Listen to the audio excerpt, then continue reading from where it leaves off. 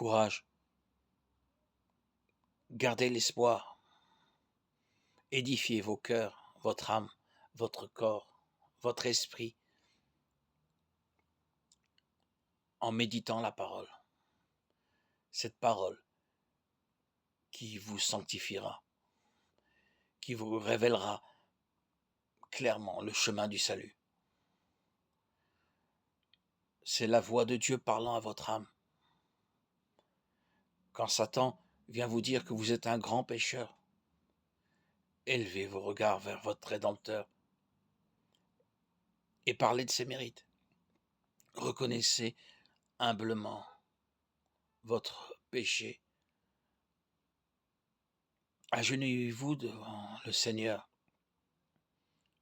Confessez-lui vos péchés. Humiliez-vous et dites à l'ennemi que Jésus-Christ est venu dans le monde pour sauver les pécheurs. 1 Timothée 1,15. Il est venu me sauver. Et vous pouvez être sauvé si vous en avez la ferme conviction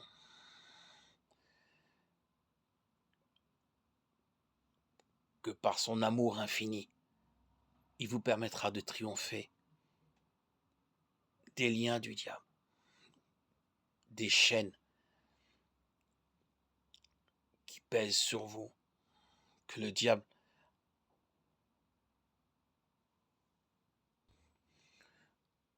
vous pousse à porter, les filets auxquels il vous a piégé. Croyez en cet amour infini. Portez votre regard vers le Seigneur. Faites-lui de la place. Chassez de votre cœur tout ce qui n'est pas de Dieu. Jésus raconta à Simon l'histoire de 2 débiteurs. L'un devait à son maître une petite somme et l'autre une somme très importante. Mais il remit à l'un et à l'autre leurs dettes. Puis Jésus demanda à Simon quel était celui des 2 débiteurs qui aimerait le plus son maître. Simon répondit « Celui, je pense, auquel il a le plus remis. » Luc 7, 43. Nous avons été de grands pécheurs. Mais par la grâce de Dieu, par la puissance et la bonté et la miséricorde de notre Seigneur Jésus-Christ, qui est mort pour nous assurer le pardon, nous sommes sauvés. Les mérites de son sacrifice sont suffisants pour nous réconcilier avec le Père.